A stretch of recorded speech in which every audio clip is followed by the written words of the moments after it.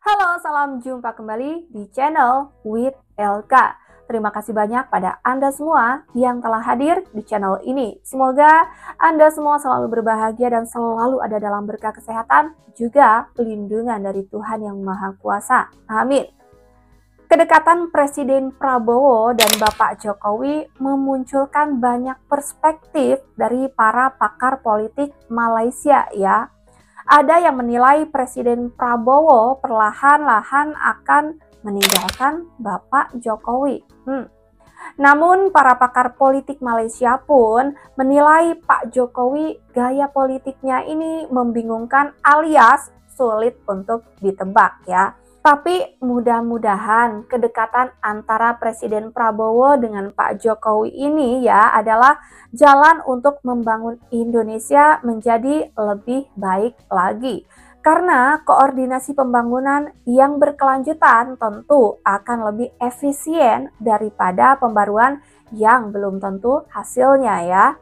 Seperti para koruptor yang telah berhasil dieksekusi hari ini. Tentu itu adalah hasil dari pengumpulan fakta dan data dari sebelumnya yang belum berhasil diberantas. Mari kita simak video selengkapnya dan ada juga pidato Wakil Presiden dalam apel pengawasan masa tenang Pilkada serentak. Ini dia.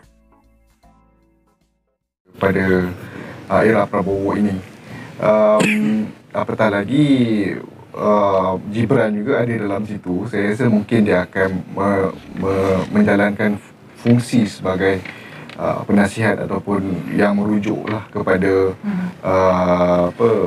kerajaan yang dibentuk pada hari ini. Dan bahkan pengalaman beliau 10 tahun sebagai presiden mungkin diperlukan oleh Prabowo apabila pengalaman yang telah dia ada tu mungkin boleh membantu sedikit sebanyaklah, dan bertambah lagi ada banyak-banyak projek yang mungkin akan dilangsungkan, mungkin akan diteruskan oleh Prabowo. Jadi saya melihat bahawa mungkin beliau akan memainkan peranan sebagai penasihat lah dalam kerajaan yang ada pada ini. Saya ada pandangan yang sedikit berbeza lah.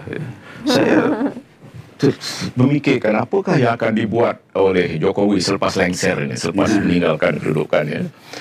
Apakah dia menggunakan platform? Saya percaya dia masih memerlukan platform. Jokowi ini dia tidak akan just fade away lah. Saya fikir dia akan mau memainkan peranan yang mungkin lebih. Kedudukan Golkar ini merupakan parti yang kedua, yang kedua terbesar di Indonesia. Jadi kemungkinannya bahawa dia menggunakan platform itu, saya tak percaya dia akan memberikan nasihat. Saya penuh yakin bahawa Prabowo adalah seorang prajurit. Prabowo tidak boleh ditarik hidung.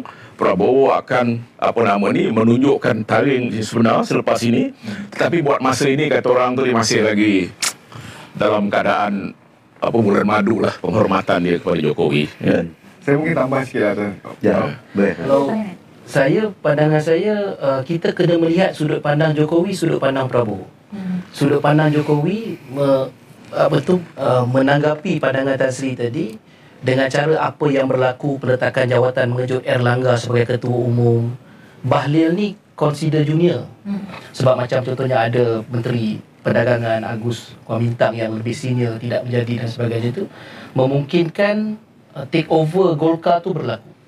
Tetapi boleh jadi juga Jokowi ni dia mungkin dia tidak memposisikan diri dia, tetapi dia meletakkan anaknya, kerana di akhir-akhir sewaktu hendak berlaku pelantikan Bahlil itu ada juga ura-ura yang mengatakan Gibran akan dinamakan sebagai ala-ala macam ketua pemuda Golkar. Sebenarnya ada, walaupun benda tu tidak berlaku pada the 11 hour sebelum pelantikan itu. Sebab ialah kalau tanya Jokowi ni, Tan Sri, Datuk Sri, sampai ke tahap Jokowi ni punya tunjukkan respon itu dry tu, sampai ada bahasa gaul yang dinamakan YNT KTS, PSI, Parti Solidaritas Indonesia. Ironinya apa, Tan Sri? Gunawan Muhammad ahli PSI. Tapi kan apabila Prabowo mengambil Gibran, Gunawan Muhammad undur daripada PSI. Declare himself untuk tidak berada dalam PSI. Kaisar sekarang ni Kaisar lah. Maksudnya pada ketika itu Kaisar belum jadi ketua umum. Itu sehari selepas menjadi ahli. Betul. Sehari jadi terus jadi ketua umum. Macam mana hubungan kalau kita lihat Ibu Mega, SBY dan juga Jokowi akan ada dalam pertimbangan itu. Yusuf Kala mungkin ada kritikan yang terbuka tapi dia pernah jadi timbalan. Tapi ketiga-tiga tokoh ini, SBY, Megawati dan juga Jokowi, masing-masinglah berseberangan dan ada cala yang besar. Adakah Dewan Pertimbangan Presiden itu boleh duduk dengan rukun? Saya takut Prabowo baik kat dalam Dewan Pertimbangan Presiden itu jadi pertemuan. Saya ada pandangan yang menarik tentang Prabowo tu sih, tapi saya reserve untuk paparan sendiri.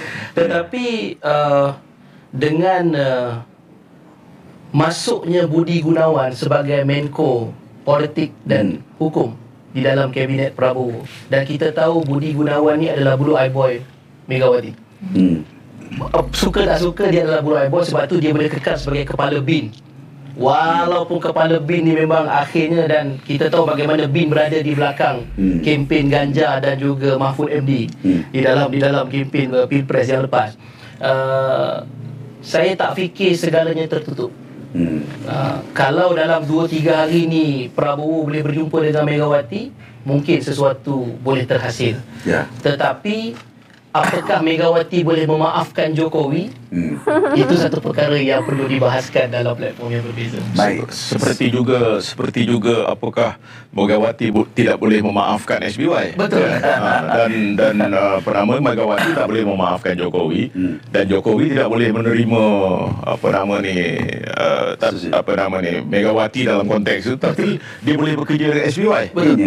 Saya rasa kalau boleh kita buat kesimpulan, dia tokoh yang hebat. Ada isu-isu tertentu. Tetapi secara kesimpulan kalau saya boleh sebutkan di sini, Jokowi masih mempertimbangkan permainan politik di masa depan.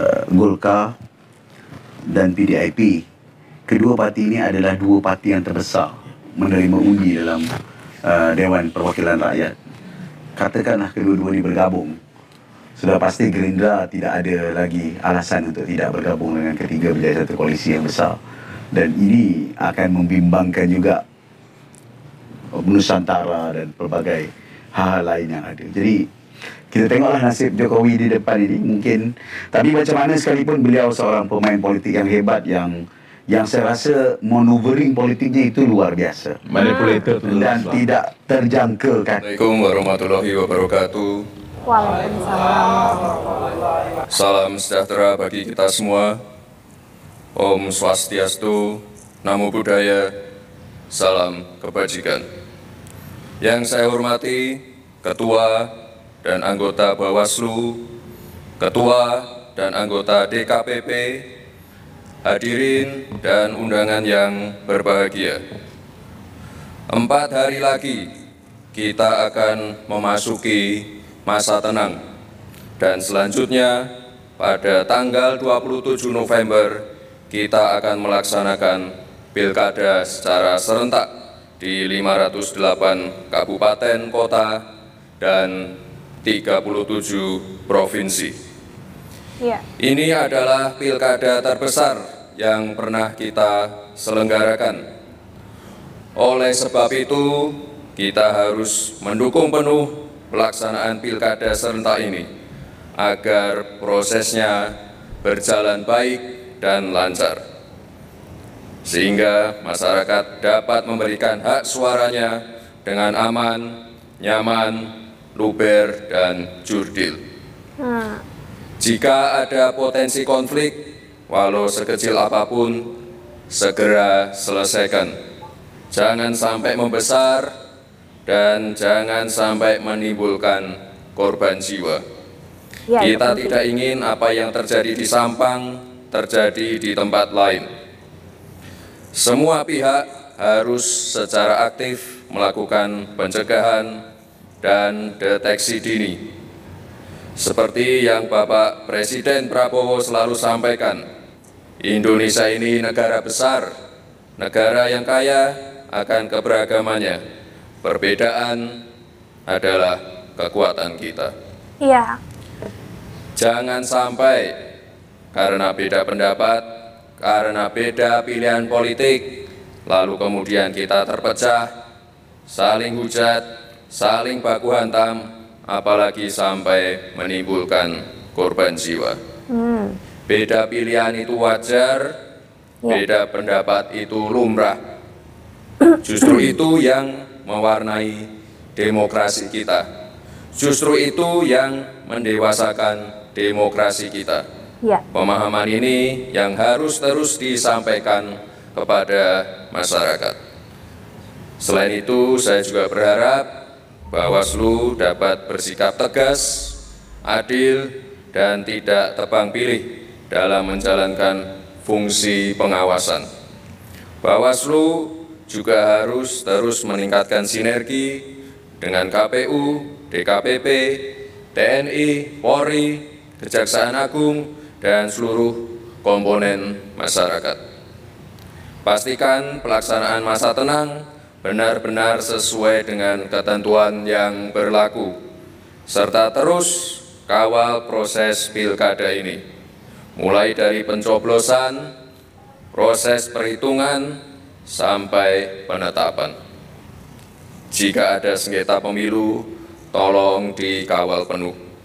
Pastikan semua pihak mendapatkan haknya dan bisa mengajukan gugatan sesuai dengan aturan yang berlaku.